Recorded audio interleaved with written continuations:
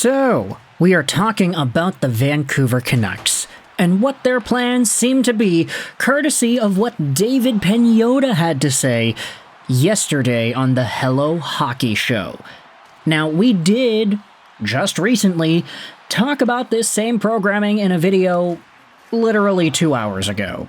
We brought up Edmonton Sports Talk and, of course, the Hello Hockey Show programming, which featured David Pagnotta on the program yesterday.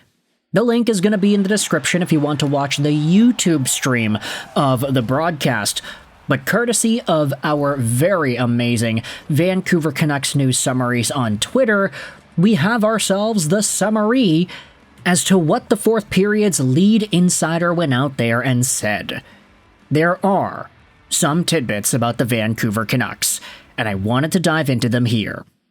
It's a pretty simple update. In fact, we're using the same screenshots from the last video, but this is what Pagnotta said about the Vancouver Canucks. He thinks that they have started, or are going to start, looking for a middle six forward. The Canucks have started poking around, and Pagnotta thinks this will escalate a little bit. And he also feels that the questioning of Quinn Hughes' future is media and fan-driven. Now, middle six forward, what exactly could that mean? Where could the Vancouver Canucks be looking, and what exactly is this role going to be? Well, I think for a lot of Canucks fans listening to this, you're probably going to assume and fill in the dots that maybe if Nils Höglander takes a little bit of a while to come back, that would probably incite the Vancouver Canucks to wanting to acquire a middle six forward. You can talk about some potential replacements in that roster spot if Höglander were to be out for a significant period, but ultimately just thinking about the options here, yes, you have some Abbotsford guys that will challenge for spots, and they'll continue to challenge for spots as the preseason goes on.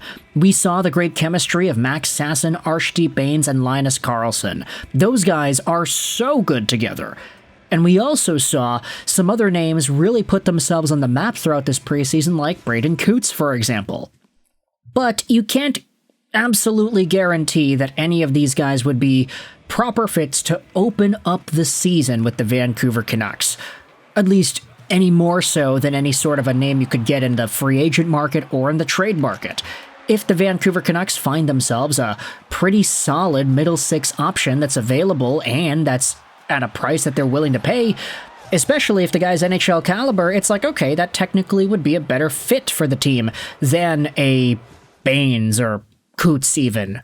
Who knows if Coots ends up making the team regardless of Nils Höglander's injury situation, but the Vancouver Canucks looking for any sort of middle six forward support does start to get interesting when you acknowledge the spot that has been opened up by Höglander. This was kind of the crux of the Vancouver Canucks, of course, from last year and beyond. Injuries. If the Vancouver Canucks stay healthy, you get yourselves a season like you had in 2024, where everybody was essentially at their best, and the team forced themselves to number one in the Pacific. But Vancouver could be exercising their option for caution at this point, and debatably, they could be looking for some more role players to fill out the lineup.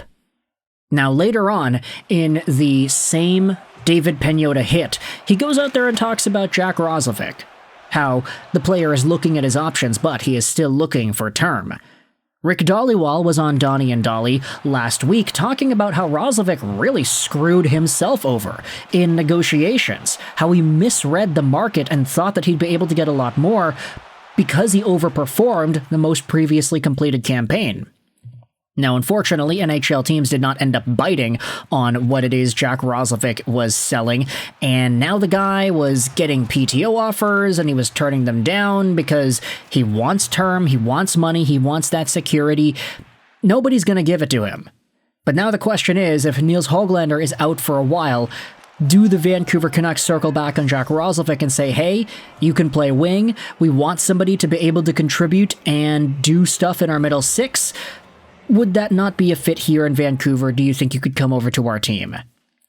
Now, there was an ensuing discussion on the Twitter response by Canucks News Summaries. Ivy Arunen went out there and asks, a middle six forward? Isn't Roslovic a middle six forward? Canucks News Summary says he's really top 6 or bust at this point. And if you're going to choose between one of those two options, top 6 or bust, I think saying bust is a little bit more helpful when describing the way that Jack Roslovic plays, because yes, it's true, the guy can provide offense, he can be a meaningful contributor like he was last season. You just don't know what kind of version you're getting of Roslovic night in and night out. He can be the streakiest guy at times and the most inconsistent, who does happen to have the skill set to produce points and actually do positive things for his hockey team. It's why it's so frustrating when you see him out there not doing that, and he ends up getting punished with lesser contracts and lower ice time because of it. It's a hard job being an inconsistent player in the National Hockey League because you gotta keep on changing the way you do your business. Now, for Roslovic, does that mean that he's automatically disqualified from Vancouver's middle six forward search? I don't know, but he is one of the options, and I'd say he's a lot more NHL projectable than a Sasson or a Baines, even a Braden Coots at this point. Coots is great, it's just, he's so young, you have to ask yourself, do you really want to put him in the NHL at this point in his young career? I could understand totally if Canucks fans are thinking, yes, he's been fantastic, but please send him down. Don't make the same mistake that the Canucks did with McCann and Virtanen like they did a decade ago. Rushed these guys into the National Hockey League, ruined their development, and inevitably had them pan out as not Vancouver Canucks top talents. McCann became a talent elsewhere, and Jake Virtanen is nowhere to be seen in this city. With that being said, though, I want you to let me know your thoughts in the comment section below.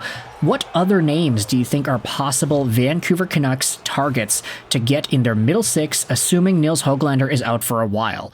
Is the Höglander injury the biggest reason you think the Canucks are going out there and doing this? Or do you think they would have been able to do this even if Höglander was still in the lineup?